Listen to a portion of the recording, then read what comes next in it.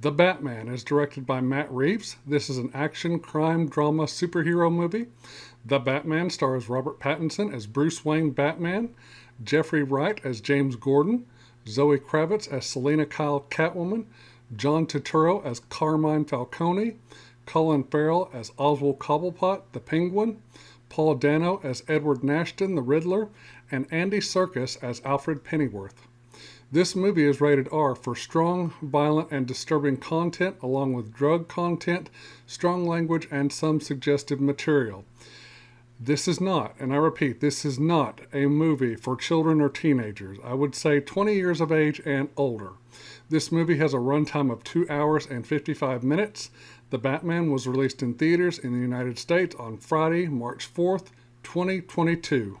About 2 years into Batman's crusade fighting crime in Gotham City, a sadistic serial killer shows up killing people such as politicians, police officers, and mobsters in elaborate ways, but leaving cryptic puzzles and riddles for the police and Batman to solve that revolve around a certain past criminal case that could be undone because of lies and a cover-up.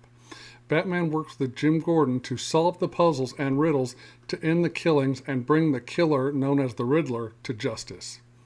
Okay, so that is the story synopsis for the film. Now here are my negatives. There are way too many players involved in the whole crime case aspect of the movie. Everyone from several crooked cops, politicians, and members of the mob such as Salvatore Maroni, Carmine Falcone, and others. I got confused some about who was who and how this person was connected, or how that person was connected to the murders taking place throughout the city. So you really have to pay attention so you don't get confused or get things screwed up like I did. Another thing that I must say as negative in this movie is I did not like the relationship between Bruce Wayne and Alfred Pennyworth. They are supposed to be friends and support each other. Alfred is supposed to be not only a butler to Bruce, but like a second father of sorts. In this movie, they seem to always be rough with each other, and they act like they hate each other's guts. So if you're familiar with the comics and you're familiar with other live action movies, or even the animated TV series, Batman the Animated Series, you know that that's not how Alfred and Bruce's relationship is supposed to be. That's not how it was, like I said, in the comics or in any other live action or animated movies. Now, there have been times where they've had disagreements or differences, but at the end of the day, they always still love and respect one another. Though it was a little different in The Dark Knight Rises, but I will talk about that when I review that film. Also, when it comes to Bruce, I felt like we only got one character. So with Bruce Wayne, there's supposed to be 3 characters. The playboy in the public eye, Bruce Wayne in the Batcave that Alfred knows, and of course, Batman. To me, he just seemed like he was always in Batman mode and never switched modes from the playboy to back to the Bruce Wayne that Alfred knows in the cave, and then to Batman. He was just always Batman. So yeah, I felt like we never got that duality that we know from Bruce Wayne, and to me, that is a bad mistake that this movie makes. The Batsuit was good for the most part, but one part of the suit that drove me absolutely nuts was the cowl, where it's open on the face right here, and his mouth and chin are visible. I thought it was too open and that it showed too much of his face, and especially his side profiles right here. That was my biggest complaint regarding the suit. So when I was in the theater, there was a question that was raised in my head while I was sitting there watching the film, and that is, after the death of the Gotham City Police Commissioner, did Jim Gordon just automatically jump up into the commissioner's spot, or was he still like a sergeant detective of sorts? That was never clarified during the film. So I was like, who's in charge now since the commissioner's dead? Is it Gordon, or is there someone above Gordon? It kind of focuses on that Gordon's the main guy in charge after the commissioner's death, but it never does clarify that for us. I did not like Zoe Kravitz as Selena Kyle, Catwoman. So far, there has not really been a correct representation of Catwoman in live-action movies. I would say maybe the closest we've gotten is Anne Hathaway, but even her Catwoman wasn't all the way correct either. But it was closer than anyone else has gotten so far. As far as the Selena Kyle Catwoman character, as far as acting wise goes, Michelle Pfeiffer gave the best performance, even though her Catwoman wasn't a thief or Batman fixated. She gave a knockout, seductive performance. I mean, in that sexy, skin tight leather cat outfit, licking herself. Oh my God. Whew, she was hot stuff, let me tell you. Zoe Kravitz just seemed wrong in this film. All she really was in the movie was a mad, upset woman trying to get her girlfriend back, and I thought her performance was not at 100%. She just did not do it for me, and I thought she really brought the movie down. They would have been better off casting someone else in that role. So we're still talking about characters, and as far as other characters go, I did not like Andy Serkis as Alfred. He just doesn't have that Alfred look or feel to him.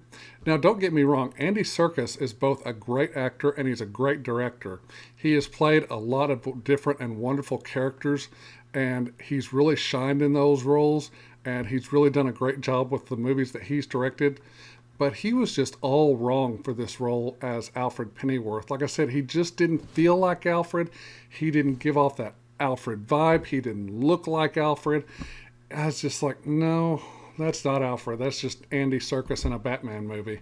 I was not sure if Bruce and Alfred lived in Wayne Manor or somewhere in the city, but wherever it was, I hated the layout, look, and production design of that home setting. It was weird and creepy looking.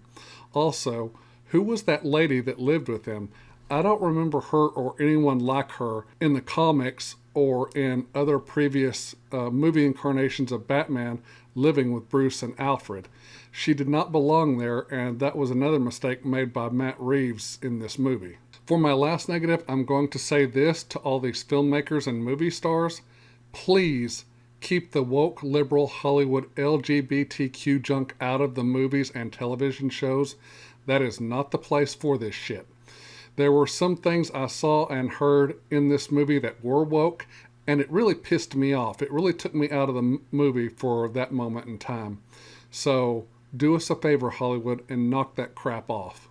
Okay, those are all my negatives. Let's move on to my positives. I thought the story was very good and very well done, though it did go over my head a few times, especially when it came to all the characters that participated in the meat of the story. It's not a great story, but it's a good story. I thought that Robert Pattinson was a good Batman. He wasn't great, he was just good. The best feature that Robert Pattinson has as Batman is in his eyes.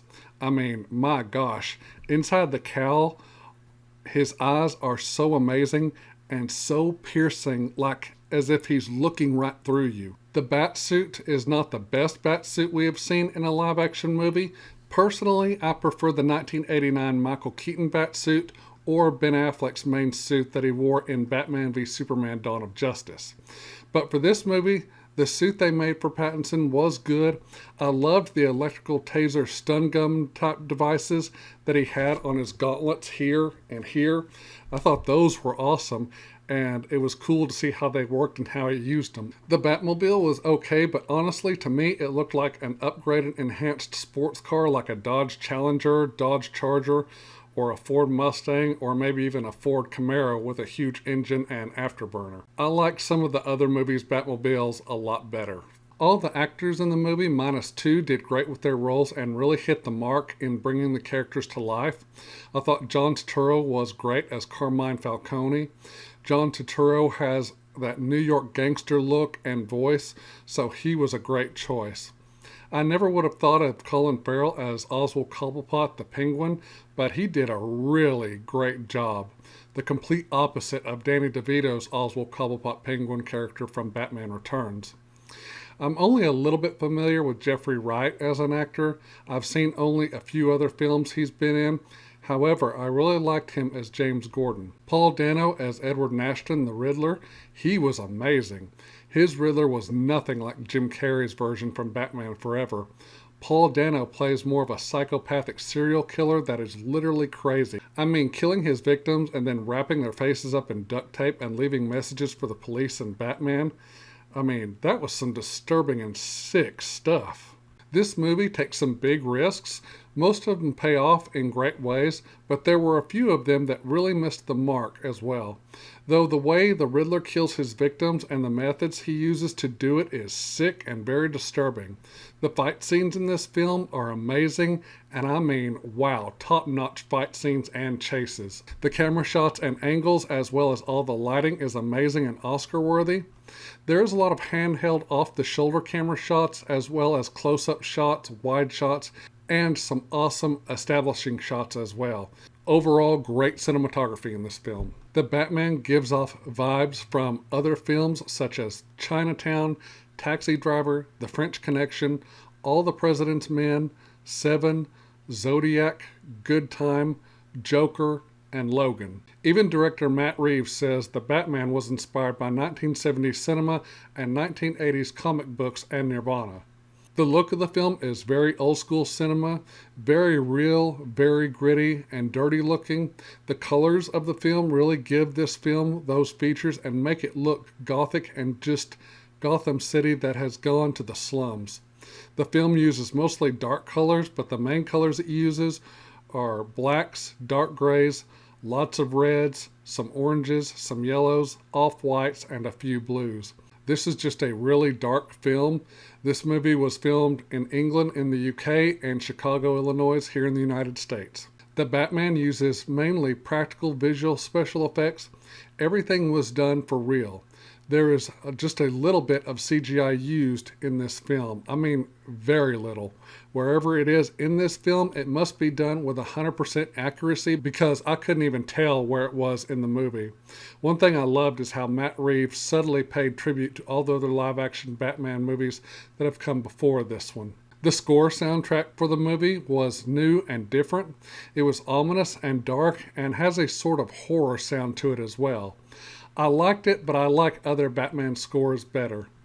The Batman score was composed and conducted by Michael Giacchino, who is known for doing other superhero films, such as the MCU Tom Holland Spider-Man trilogy, also the Star Trek Kelvin timeline movies, the Jurassic World trilogy, The Incredibles, and The Incredibles 2. Okay, that is it for my positives and negatives for this movie. Now it's grading time.